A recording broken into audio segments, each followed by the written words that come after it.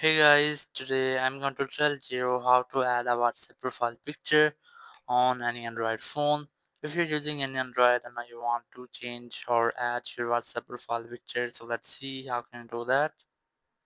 So first of all, you just have to open your WhatsApp app, and here just tap on three dots in the top right corner.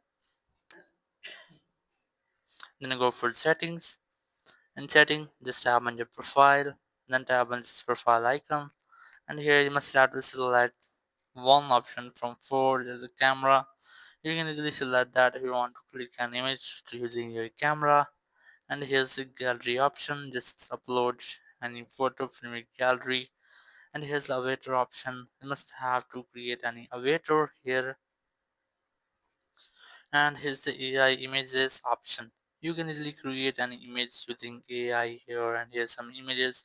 You must have to select an image if you want to select from here. I'm going to select, let's see, this one. Just tap on it and it will set it on your WhatsApp profile picture. So you must have to wait for it until it's loading, then tap on this done icon to set it as your own profile photo. So in this way you can easily add a WhatsApp profile picture on any Android phone. Thank you very much for watching the video. Until next video, bye bye.